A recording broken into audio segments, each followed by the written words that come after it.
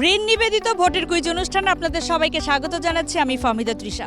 দর্শক, ভোটের কুইজে দেশে কিংবা প্রবাসী যারা ভোটার আছেন তাদেরকে নিয়েই আপনারা আমাদের অনেকগুলো পর্ব দেখেছেন, কিন্তু আজকের পর্বটি আমরা একটু বিশেষভাবে সাজিয়েছি যারা তরুণ প্রজন্ম, ভবিষ্যৎ ভোটার। আমরা জানতে চাই বাংলাদেশের জাতীয় নির্বাচনকে তারা কিভাবে দেখেন, কিভাবে ভাবছেন, যারা ভবিষ্যতে ভোটার হবেন তাদের চিন্তাভাবনা জানবো। তারা কি প্রস্তুত? আমাদের এবারের সেগমেন্ট কে কত জানে। দর্শক, এই সেগমেন্টে কিছু তরুণকে যারা এখনো ভোটার হয়নি, ভবিষ্যৎ ভোটার, তাদেরকে আমি কিছু প্রশ্ন করব। আমার প্রশ্নের সঠিক উত্তর যারা দিতে পারবে তাদের নিয়ে খেলবো পরবর্তী রাউন্ড। দেখি আমাদের এই তরুণ ভবিষ্যৎ ভোটাররা বাংলাদেশের জাতীয় নির্বাচন নিয়ে কতটুকু জানে।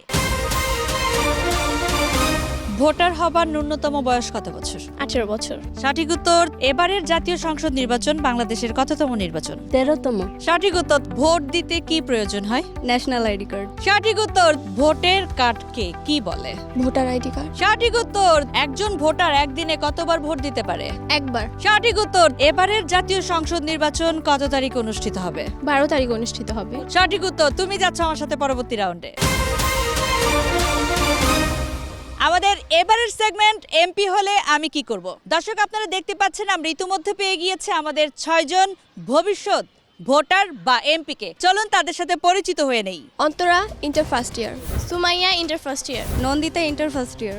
আমরিন একাদশ শ্রেণী। Sadia second year. রাবিনা একাদশ শ্রেণী। ধন্যবাদ তোমাদের 6 জনকে। তোমরা 6 জন একেবারেই তরুণ, এখনো ভোটার হওনি, কিন্তু ভবিষ্যতে ভোটার হবে এবং ভবিষ্যতে তোমরা যদি এমপি ইলেকশন করো, এমপি নির্বাচিত হও, তাহলে তোমরা কি করবে তা এখন আমাকে বলবে। ভবিষ্যতে আমি যদি এমপি হই তাহলে আমি গণতন্ত্র প্রতিষ্ঠার উপরে লক্ষ্য প্রদান করব। এছাড়াও আমাদের দেশে কর্মসংস্থান বৃদ্ধি করব, বেকারত্বকে দূর করার চেষ্টা করব। সবার প্রথমে আমি আমার এলাকার যে নাগরিকরা রয়েছে তাদের সুযোগ সুবিধা ব্যাপারে জানবো এবং তাদের সেই অসুবিধাগুলোকে প্রাধান্য দিব।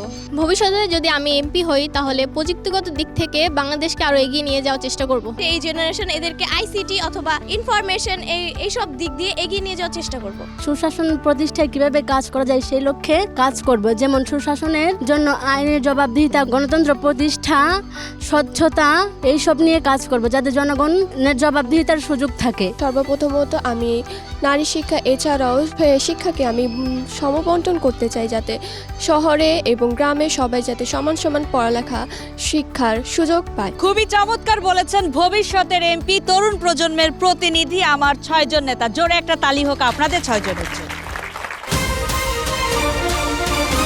আমাদের এবারের সেগমেন্ট আমার সমস্যা। এই পর্বের যারা নেতা তারা সবাই ভবিষ্যৎ ভোটার বা ভবিষ্যৎ প্রজন্ম।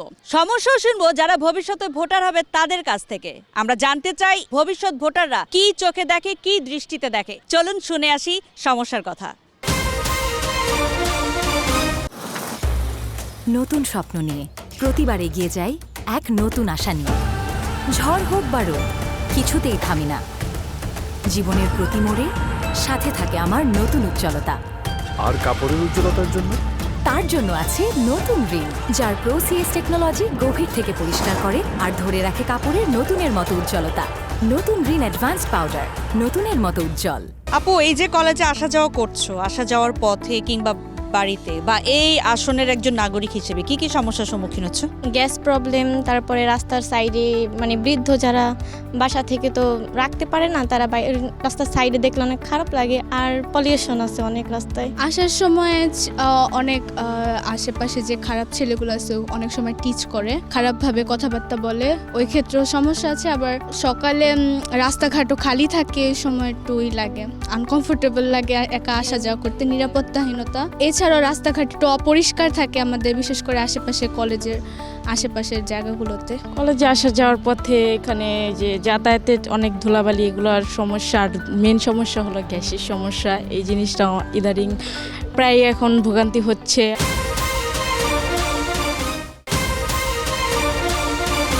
ভবিষ্যৎ ভোটারদের মধ্য থেকে সবচেয়ে সুন্দরভাবে যিনি সমস্যার কথা বলে বিজয়ী হয়েছেন তার নাম। যারা ত্রয়োদশ জাতীয় সংসদ নির্বাচনে সংসদ সদস্য নির্বাচিত হবেন তারা ভবিষ্যৎ ভোটারদের সমস্যার কথাগুলো বিবেচনা রাখবেন এবং সেই অনুযায়ী আমরা প্রত্যাশা রাখছি আগামী 5 বছর আপনারা কাজ করবেন। এবারের সেগমেন্ট বাজ রাউন্ড। এই রাউন্ডে আমি তোমাদের 6 জনকে বাংলাদেশের নির্বাচন নিয়ে কিছু প্রশ্ন করব। আমি প্রশ্ন করব, প্রশ্নের পরে 4টি করে অপশন থাকবে। অপশন শোনার পরে তোমাদের যদি মনে হয় প্রশ্নের উত্তরটি তোমাদের জানা আছে, সেক্ষেত্রে হাত উঠাবে। অপশন শেষ করার আগে যদি কেউ হাত উঠাও তাহলে ডিসকোয়ালিফাইড হয়ে যাবে। সঠিক উত্তরের জন্য +5 নম্বর, ভুল উত্তরের জন্য -5 নম্বর। কারো উত্তর যদি ভুল হয়, তোমার যদি মনে হয় সঠিক উত্তরটি তোমার জানা আছে, সেক্ষেত্রে চ্যালেঞ্জ করতে পারো। বাজ রাউন্ডে খেলার জন্য তোমরা প্রস্তুত? ভোট দিতে কোথায় যেতে হয়? স্কুল, বাজার, ভোট কেন্দ্র, হাসপাতাল? ভোট কেন্দ্র। সঠিক উত্তর। ভোট দেওয়ার কাগজকে কি বলে? ফর্ম, ব্যালট পেপার, রসিদ, তালিকা? Ballot paper. সঠিক উত্তর। নির্বাচন কেন গুরুত্বপূর্ণ? খেলাধুলার জন্য, গণতন্ত্রের জন্য, ব্যবসার জন্য, ভ্রমণের জন্য? গণতন্ত্রের জন্য। সঠিক উত্তর। ভোট দিলে কি প্রকাশ পায়?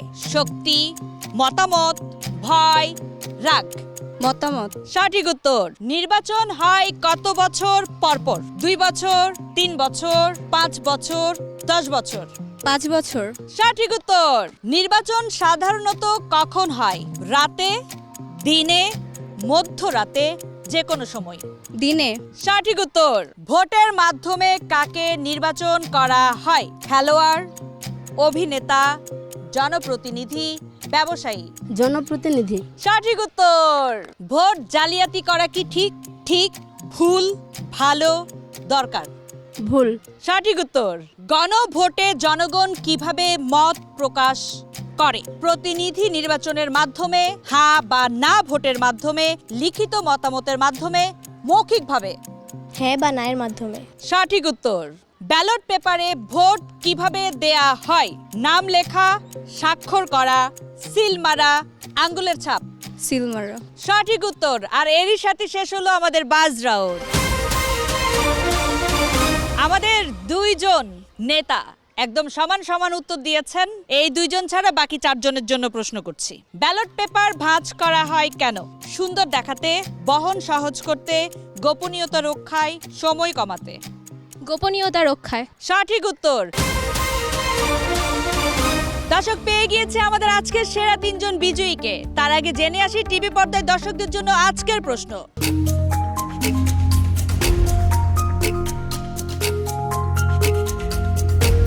আজকের প্রশ্নের উত্তর দিতে হবে আরটিভির ফেসবুক পেজে গিয়ে কমেন্ট বক্সের নাম ঠিকানা লিখে অবশ্যই আগামীকাল সন্ধ্যা 7টার মধ্যে। রিন ভোটের কুইজের আজকের পর্বের সেরা 3 জন বিজয়ীর নাম।